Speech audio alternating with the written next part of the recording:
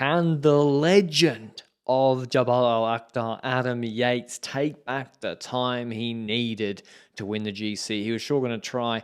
This is Tour of Oman Stage 5 from Nizwa to Jabal Al-Aqtar. 5.7 Ks at 10.4%, but it's in ramps. The first K is really steep, then it levels off past the checkpoint, and then it's steep again. To remind you of the GC standings going into the stage, Schmidt leading by 4 seconds ahead of Scaroni. Then we go down, Yates not even on here. He was on like 34 seconds or something. Pretty big margin to take back. Here's what the main contenders had to say pre-stage. We know that Mauro Schmidt is in incredible shape now, but also Adam is dangerous people of today. We hope to give everything and catch this GC. And we know that it will be difficult, but we are here for try. I think maybe the gap is a little bit too big. If I'm at my best, maybe it's possible, but you know, Mauro is climbing super well, and then, you know, there's a lot of good climbs in front of me as well. So yeah, here we are. Will be a tough day. I think I have probably the best shape of my life, so I just can try how good I am today and see how quick I can climb. Yeah. So break formation was actually a fight because so many riders have fallen out of GC because of their first uphill finish. Despite no crosswinds, there's been crashes, sickness, so a lot of riders are out of GC, including some decent climbers. So the break formation took a while, also because the break can go pretty deep into this stage. Most of the time, they don't try to catch it, the peloton, before the climb starts. Hubarts on Intermarché a couple of years ago actually came fourth on Green Mountain, leading to a decent GC result because he got in the breakaway. But the break got brought back, then went again. Milano had been in the move, and then he didn't want to pull because UAE want the bonus seconds available. They need, 34 seconds. If Yates drops Schmidt and then Schmidt doesn't come top 3, he can only have to take 25 seconds and he wins GC. But the climb starting, Pablo Torres immediately begins pacing for UAE Team Emirates. Adam Yates is pretty short on climbing domestiques. Torres the only one he has. And then, as you see, it levels off a little bit through the checkpoint where Torres is not there yet. Jayco have 3 top climbers for this stage: Schmidt, Paul Dublé, and Luke Plapp.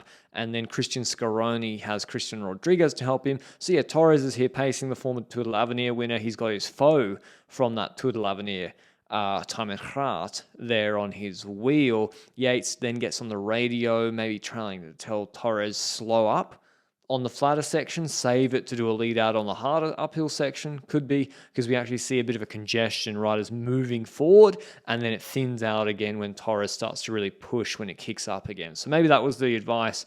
Last man in the breakaway, maybe Jonas Fiederberg on UnoX, and then Adam Yates goes early. So he's got 2 problems. He's got to drop Schmidt by a lot, and he's got to drop Scaroni by also pretty much 30 seconds a lot. So it's multiple riders. He needs to really go solo and be dominant on the climb, which he has done before.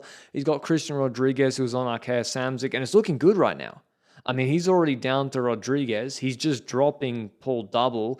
Valentin Perry-Page was not on a good day, so there's no one like him to take away bonus seconds like he did last year.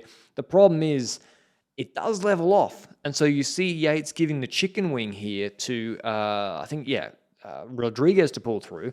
There's 3 Jaycos in shot. Jayco in good shape to start the season.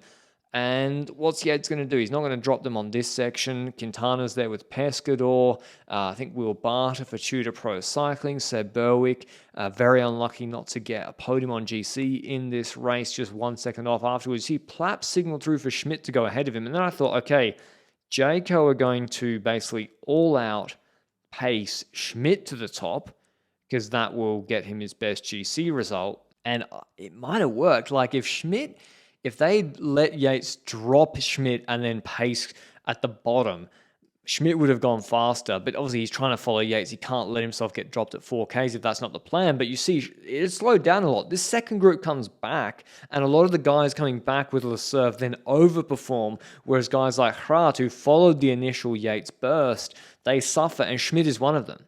So Schmidt, if he'd been coming back with that group, then Yates would have kept pulling, and still, it would have been interesting if you model, how much faster Schmidt could have gone. Anyway, they've still got Paul Double there on GC. Quintana starts to attack. So obviously the pace from Yates he knows then, okay, Schmidt is like gone with 2Ks to go. Now he's got to deal with Scaroni. And he looks like he is dealing with him because Scaroni's dropping with over a K to go, still with a steep section. He's got to take like 20 seconds on Scaroni, which you can do in the last 600 meters, but Scaroni gets on the radio. And so it's leveling off marginally here. He's telling Rodriguez to wait. And it's the correct thing to do. Rodriguez... Actually, no, if Rodriguez just stuck with Yates, he probably still wouldn't have won GC himself. Yeah, maybe if I was Rodriguez, I wouldn't have waited. Thinking about it. Plapp, though, he's on 10 minutes in GC. He follows Yates with Paul Double, who's fighting for a GC podium just behind, and with Schmidt not that far. Like, Schmidt didn't completely collapse. Anyway, Rodriguez does wait. He waits for Scaroni. You see him look behind. He then starts pulling him, and you say, oh, what does it matter on 15%? Yeah, maybe. I mean, it doesn't matter too much, but every watt when you're at the limit counts, especially the psychological benefit of having the same jersey pulling in front of you. You just stare at the wheel. And when it levels off with a K to go, now Astana want to keep Schmidt behind. So Schmidt, I think that's him in the red jersey back there. Astana just start to set a pace and get Scaroni as fast steadily as possible to the finish line, and the closer you get to the finish line, the less likely Yates is going to be able to take 20 plus seconds on you. Then Plapp attacks. That's not what I expected. Double was a bit on the limit there, and it looked like Astana were just going to ride it in. Plapp attacks. Yates then starts to wind it up. He's got the Astana boys actually now clinging to his wheel after that recovery a bit better. Double starts to get dropped, and this last 100 meters just takes too long for Plapp, with Scaroni and Rodriguez feasting on Adam Yates' efforts, coming 1-2 on the stage and winning GC 1-2 in GC. Rodriguez has always been pretty good on this stage and on this climb, but he goes one better here. Astana had 1,000 UCI point day today with Asian champs as well. Going 1-2, Rodriguez on 3 seconds and Plapp on 6 seconds with Yates. Not enough to be near the Astana boys. Here's what Scaroni had to say. It's an incredible feeling. I managed the power from the bottom. We used also the head, not just the legs. It means a lot, this victory, and really happy. In terms of GC, yeah, as I said, Astana 1-2. 4 riders within a second from 3 to 6. So Berwick just 1 second off, and Yates finishes third on stage countback. So if Double or Schmidt had been 1 second quicker, they would have been on the GC podium. Hope you enjoyed all the Oman videos, and I'll see you at Andalusia next week. Ciao, ciao.